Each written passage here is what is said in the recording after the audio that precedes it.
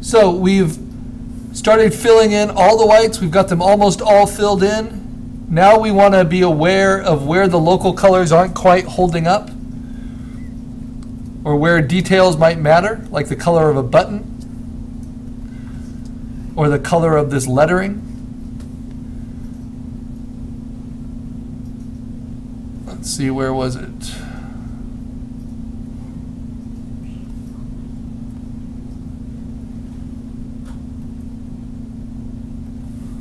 One of these. Maybe I pulled him out. Yeah, here he is.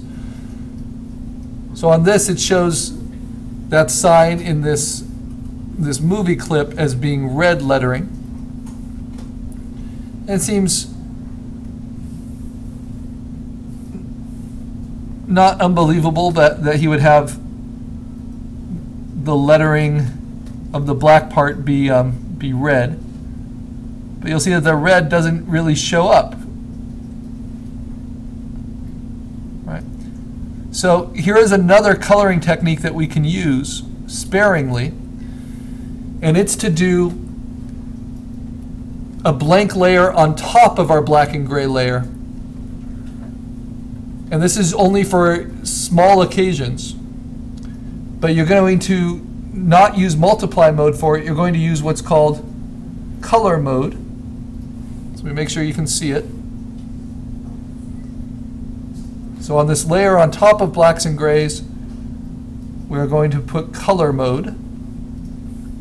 And now whatever color I choose, like this red, when I paint with it,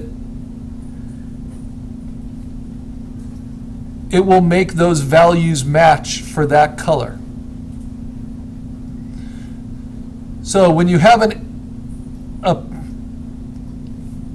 a part of the exposure that's just way too dark to show you the color you want to show, you can do that with an overlay layer in the color mode. And what's nice about that, and you just do it for sparing details, is then you can really play with the opacity of it and how sharp it is. Now if I paint everything with that, it will replace the blacks and grays that I need with other colors. And that doesn't make sense. But I might use that a little bit for this guitar.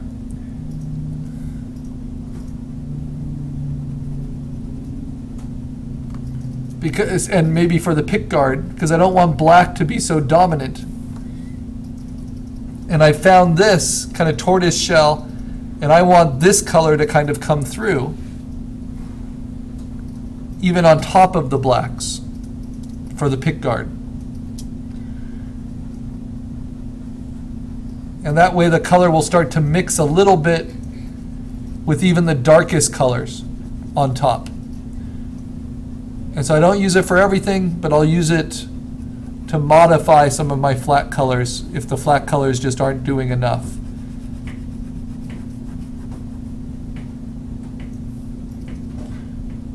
And this is where you might put in some variation as well.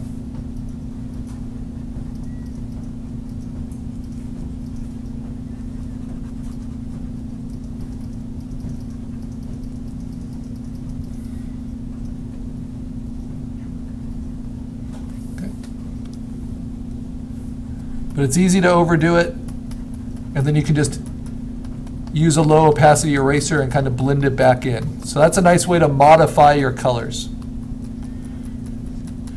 So once you have everything kind of filled in, we'll talk about the ways we can modify your coloring and be more true to life than just the flat color selections.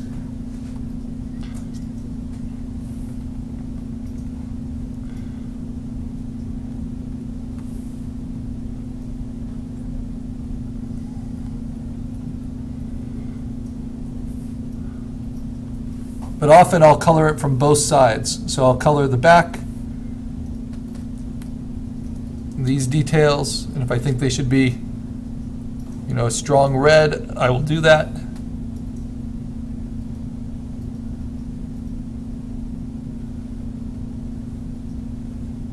But if I feel like that detailing is just too hard, I can do it on that color layer, and it will help me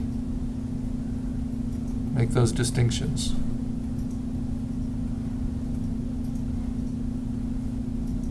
You see how the red doesn't really show up on the white because it's matching the value as I go. That might be really helpful with the guitar strings too. So I'm trying to paint them without missing any of the lines.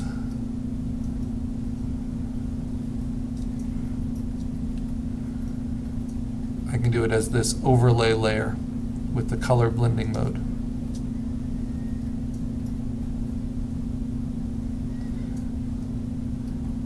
Now if we colored everything like that, we would lose all of our shadows.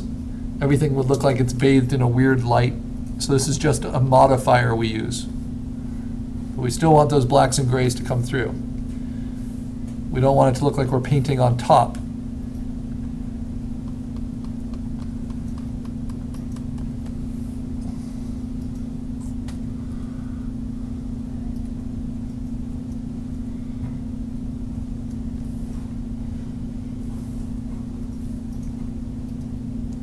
But what's nice about that color layer is we can be pretty bold about different saturations and different attempts as well.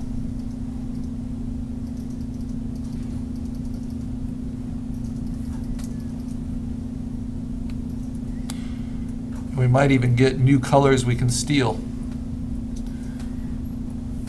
for our flat color layers. Oops.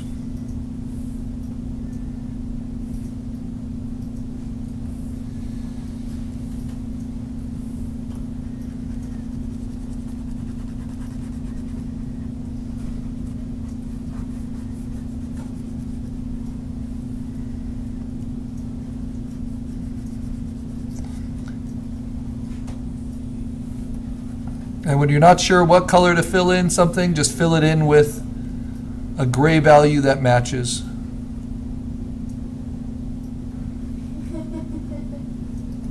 It's hard to know always what the local color should be.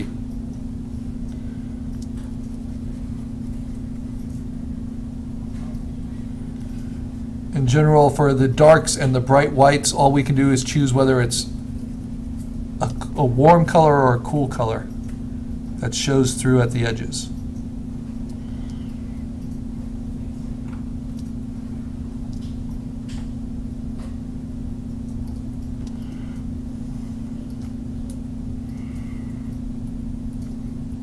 So if I want the frets to feel more golden, I can go onto my color overlay layer and paint with that. But it's a little too strong, so let me modify. Just give them a little bit of warmth on the fret. Actually, I think I want the frets to be more silver and the strings to be more golden.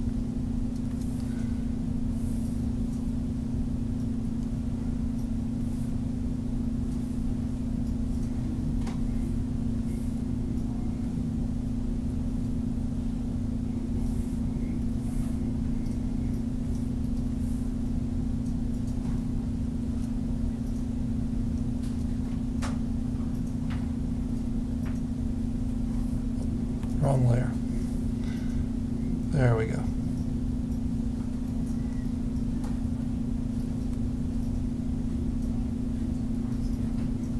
So it's playing warms and cools against each other. That will get you far. First I do those frets.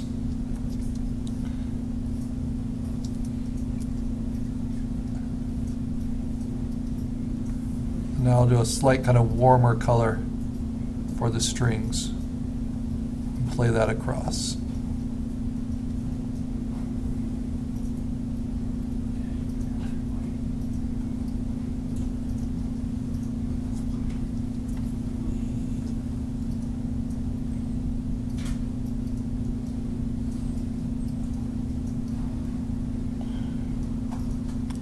Now notice I'm doing that overlay layer and it's coloring the strings.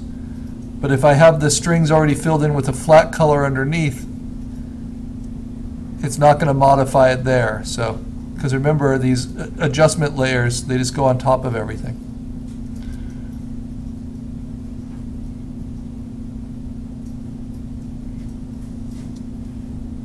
I don't think I'm even going to bother with those smaller strings.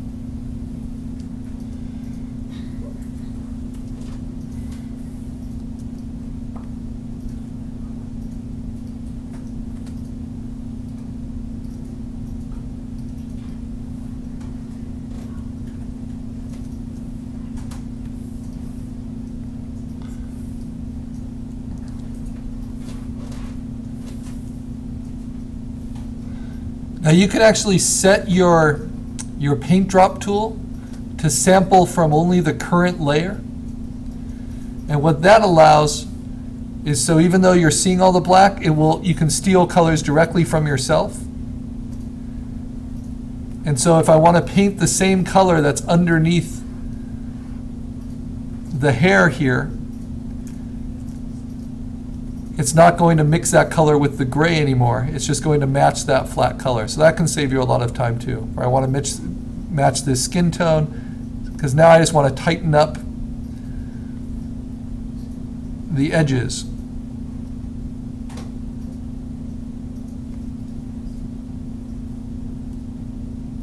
And so now I'm just working around the edges of things, making sure they're all filled in, not leaving any white space behind.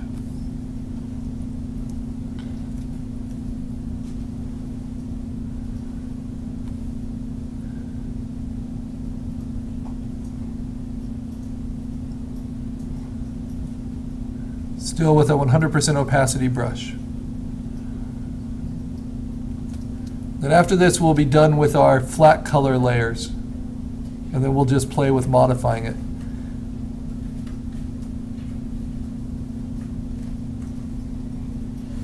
Now soft edges like the hair here, that's kind of tricky. And I'll probably have to color that with softer brushes. So I'm just going to push away from the edge a little bit, painting with that outside color, because hair is partly see-through. It's not a solid chunk.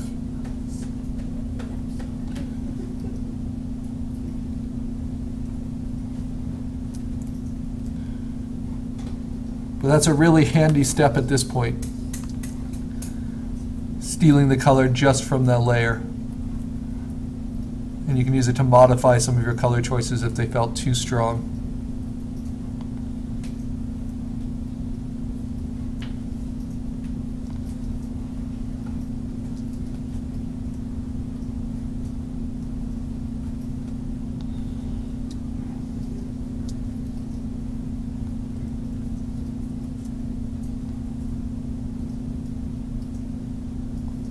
Fill in your buttons. I think I'll put kind of a golden button on